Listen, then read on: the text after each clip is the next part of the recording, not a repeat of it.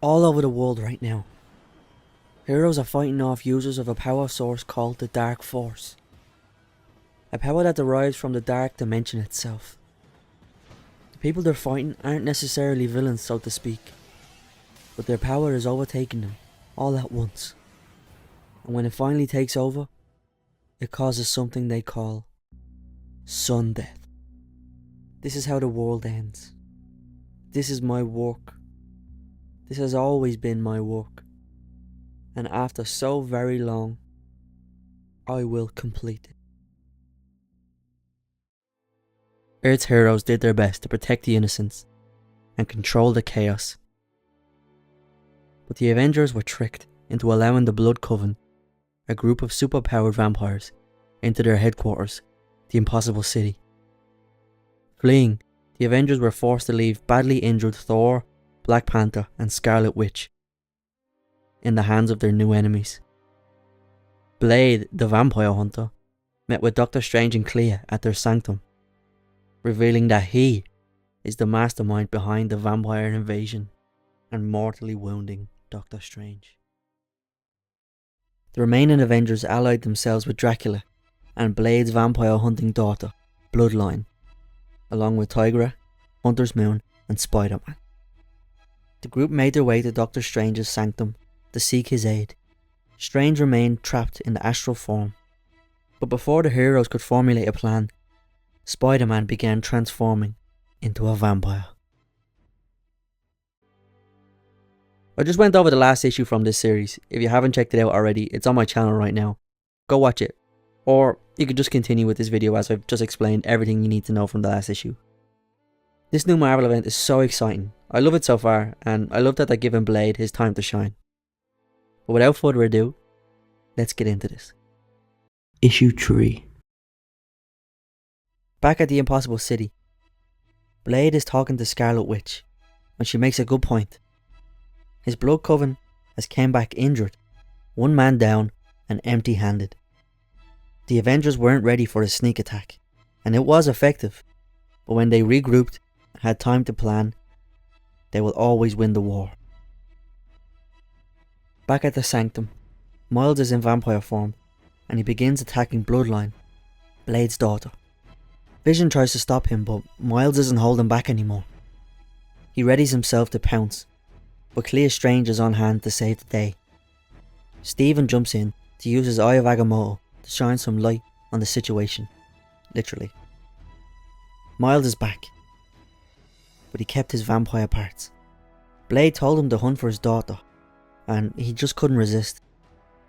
Strange is in the same boat as Miles, so he understands.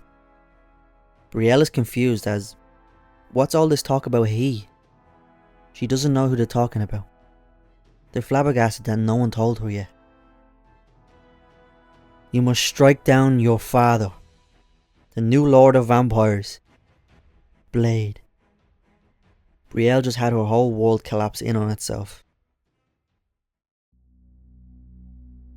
Yes, child, your father, Eric Brooks. Blade has loosed his legions of the night over the world. He has engineered the darkening of the skies.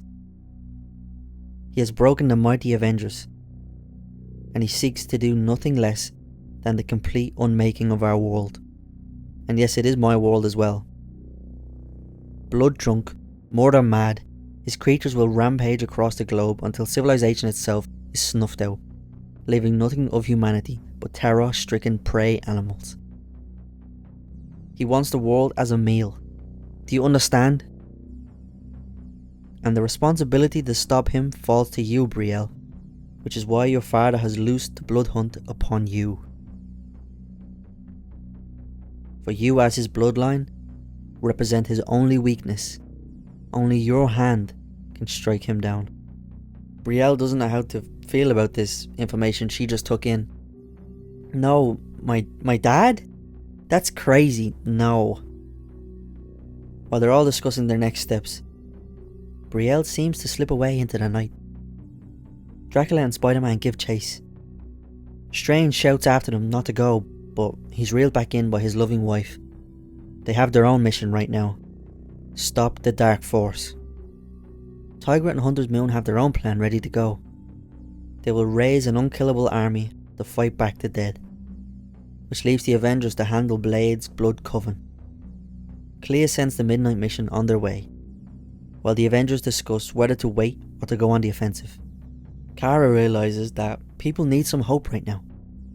They need to lure Blade out. Sam is up. He fights for Kara to go do it, but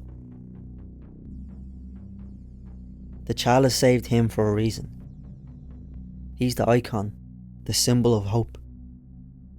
Tony hooks up the broadcast system to the world, and off he goes. Okay. I'm Sam Wilson, Captain America, speaking for the Avengers. Things are bad, I know. Like all of you, we've been fighting the vampires since the sun went out. And like all of you, we've been hurt, been bled, have lost. But we've been here before. And we're still here. This world has seen evil time and time again. Aliens, monsters, tyrants, madmen, those who would take our homes, our freedom, our lives. And every time, we the people of Earth told them, no. When the time the Kotati came here, we told them no. When Null came, we told him no. When Hydra took over, we told them no. When Galactus came here, no. If you want your home, you'll have to fight for it. If you want our world, you'll have to take it.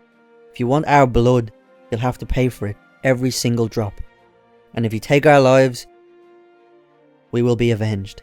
We will avenge the dead. We will protect the living, because those are the things we owe you when we call ourselves Avengers. Things are bad, but as long as we breathe air in our lungs, as long as we have hope in our hearts, we will tell the vampires the same thing we told the others. No. We're still here, and we'll win, like we won all those times before. Just hold on until the sun shines again, because it will. Captain America, out. The broadcast will hopefully give the world a tiny ray of hope. They ask each other if they think it will draw Blade out. Carol says that she knows Blade, and more than anything, he's cool. But that thing up there wearing his skin is anything but cool. Up above, he calls the Panther to his side. Change of plans. His friends won't lie down and die, which he can get over. But to give the world hope, he won't stand for it. So from the antediluvian caves of Wakanda to New York City, which will serve as the grave of the Avengers, I will drop my great prize, which has not seen the sky since the old days of Atlantis, upon their city, so that it might be their tombstone. Well everyone, I hope you liked the third episode of this series. I think there's 2 more, maybe? Sorry for being so late with this episode. I know it came out like 2 weeks ago, but I have a lot of videos in the backlog that I'm currently working on right now, so I'm trying to get through them all. But thank you for sticking around and watching all my videos. If you like this series, please let me know down in the comments below so I can continue it. If you don't want me to do it, I can stop it. But yeah, like, share, comment, subscribe, comment down below and let me know. Peace.